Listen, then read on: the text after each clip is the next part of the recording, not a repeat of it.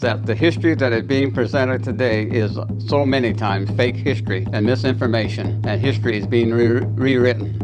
Is that there are so many different land areas and that our people have allowed the federal government to take control of when they are originally our ancestral lands, and that now we have no more control of those lands, and we can't even go and pick piñons, we can't even collect wood, or we can't collect herbs and various things that we need because of government regulations, policies, and that prohibit the use of land that our people used to occupy.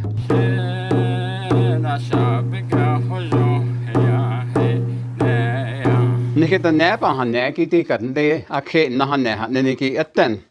Tin deo trapasen da has ango to find the yanda ira to yenda I can kenda. Na hatchen tikato was better husbanda. To the hajo tikat but kana ba hanet hekita ede ya to the na standa ande. E ajati tikat akhe nahanne niki but kana kachi da yoji yo AI history. Hatnete. Ede ya ben da ken. Arodi katia ni ona hot idiki ya yo chide ya ta rago ya yenda ken odikat hatchen akwa ben doesn't ken ta hot I did on haya shon and nini glini in the history of our people.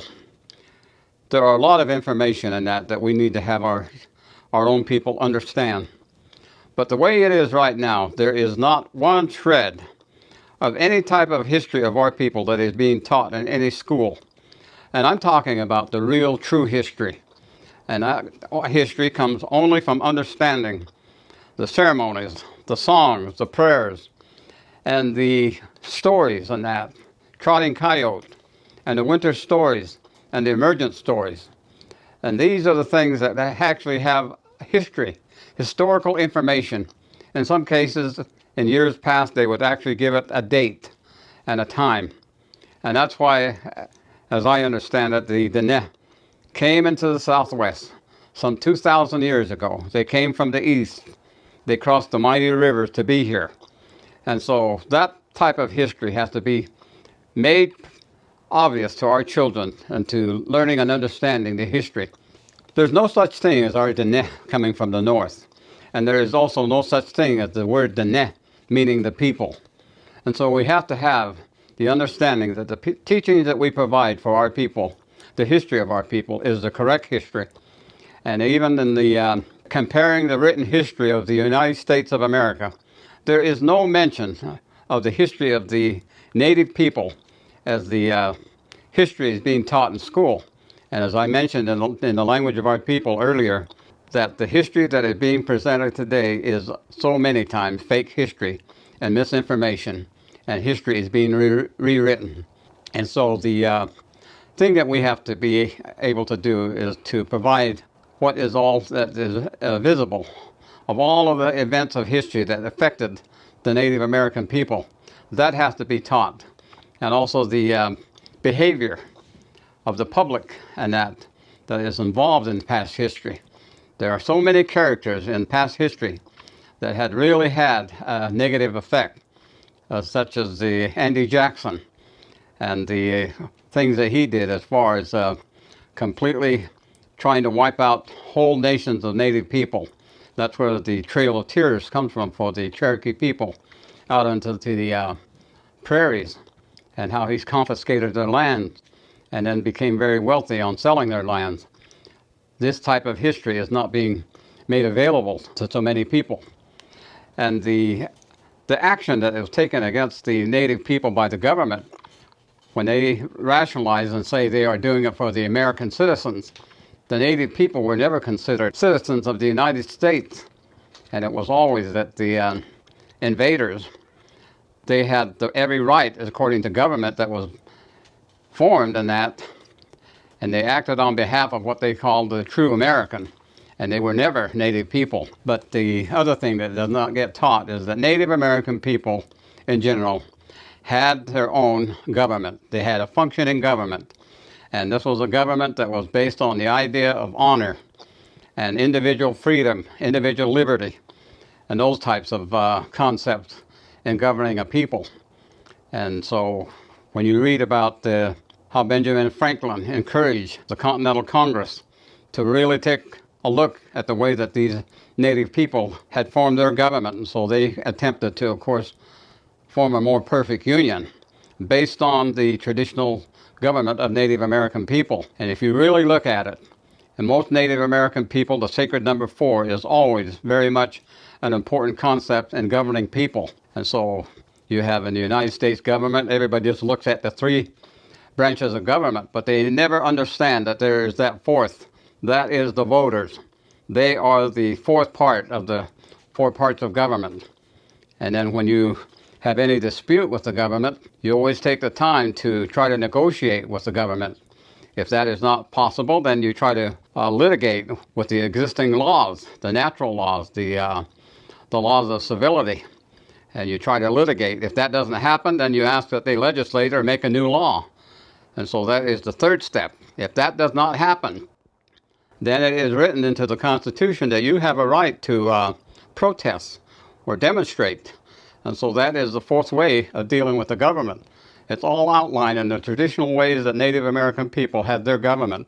And everybody understands that government is a necessary evil in so many cases, but it all depends on the leadership that is available among its people. So we get down to the Constitution of the United States of America. It's not being taught that it is based on Native American forms of government. And so that was the way it was, of course, with the Dene and our people. And those are the things that are not being taught. Today, our tribal government in many ways is just an extended arm for the federal government. Of course, they are put between a rock and a hard place in many ways, because whenever they acquire federal monies and that for any of the programs that they seek to implement on a reservation, those funds come with a lot of government policy that is drafted in Washington. And they have all of these rules, regulations, laws and codes and that they impose on the Navajo Reservation. In fact, in the Navajo Reservation, we have over 13,000 rules, regulations, policies, codes, and laws and that we have to abide by. When outside of the reservation, the average American citizen only has maybe about 3,000. So there's a big difference as to the way that we live on the reservation under government rule than what you do outside of Indian reservations. So the tribal government, when they acquire these federal funds and that, they put themselves in a position where they are completely subject to the federal government. But as our history is, the tribal leaders on that are very ignorant of the history of our people. They don't know the full history of the way that our people were before the arrival of the Spaniards sometime in the 1500s. And they, of course, don't even take into account all of the problems in that they had with people that just came into the land that was occupied by the Dene. And the Dene, in many cases, were not just protecting lands that they had occupied, they were also very much concerned about lands that were occupied by other people that they had lived with in the same land area. And that's another thing that is left and ignored from history of our people. In many cases, our people had good relationship with any of the neighbors of different tribes and that. And that's the way that our people were. Our people were a very peaceful people. They were a freedom-loving people, a liberty-loving people. They were a peaceful people. It's got to be understood that our principal deity was the one that they sometimes called talking God, or Hashteyashti, which is actually to be understood, Hashteyashti, the speaker of peace. We don't hear that from our tribal leaders. Our tribal officials do not have any comprehension of the history. They can't tell you what they don't know. And so the line between the tribal government and the federal government is very thin. How did it come to be that our original treaty was made with the Secretary of War? The Secretary of War's position, their cabinet post, was abolished by Congress. And at that point, they didn't know what to do with the treaties and the Indian people. And so they looked around, and the only place that they could put us into was the Secretary of Interior under their jurisdiction. And there's a lot of conflict because the Secretary of Interior has all of these land issues, the Bureau of Land Management and the Forest Services and Parks and Recreations and National Parks and National Monuments. All of those are government land issues and that. And so what they do, then they stick us under that. And the Secretary of Interior, of course, they don't come out and they don't know or explain the conflict that exists when they have to make a determination on any of these issues about resources on those lands. And there's a great conflict of interest as far as the Secretary of Interior is involved. And the present situation is that there are so many different land areas and that our people have allowed the federal government to take control of when they are originally our ancestral lands, and that now we have no more control of those lands. And we can't even go and pick piñons. We can't even collect wood, or we can't collect herbs and various things that we need because of government regulations, policies, and that prohibit the use of land that our people used to occupy. And so there are a lot of conflicts in that are disregarded and just kind of ignored. The federal government and the tribal government, there's a lot of information in that is not being viewed and not understood. And of course, it is not taught in any way to any of our people. The way that the Treaty of 1868 was written was they had to come to an agreement on the way that what small portions of land that was returned to our people was very small. So much of the land in that was taken, and our people have been gradually removed. And when they made the treaty, they promised all kinds of economic development, health care, education, and all these different areas of society. But in the years that have passed, we have no economy. Our educational system is in shambles. We have over a 50% dropout rate among our Navajo students. Our health care is very poor. Maybe it is worse than poor. But the one thing that the federal government and our tribal government have been jointly active in is to reinforce the teaching now that we have allowed our government to teach our people. And that is given a name. It's Sha. Sha means do it for me. So it is that all of our people now have lost the ability for self-reliance and being self-sufficient. They don't teach that.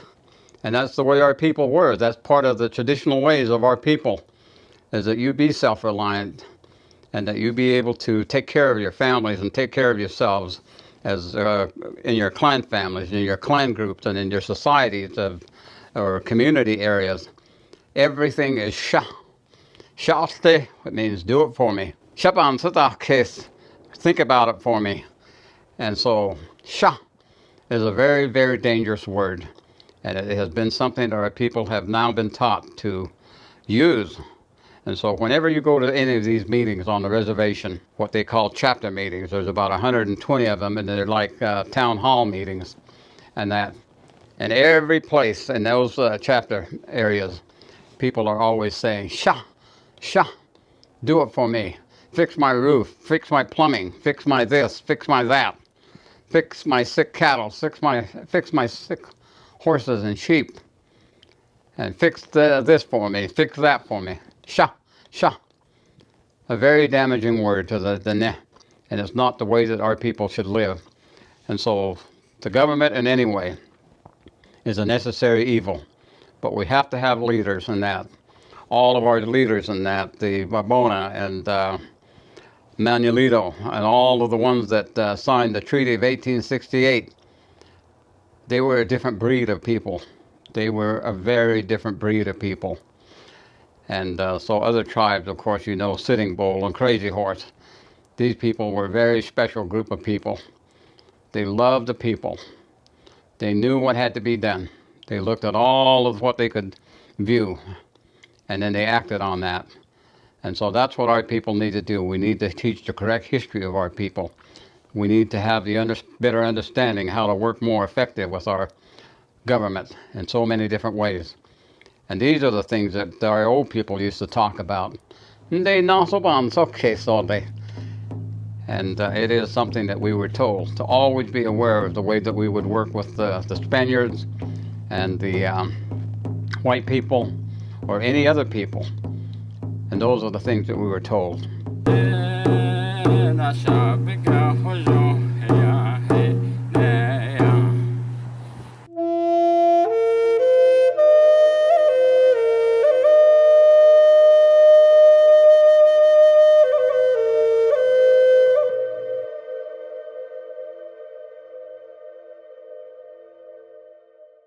Hey, thanks for watching our videos. If you like what you see, don't forget to subscribe and hit that notification bell so you never miss one of our uploads. Also, head over to our website, NavajoTraditionalTeachings.com. Sign up for our email list. Okay.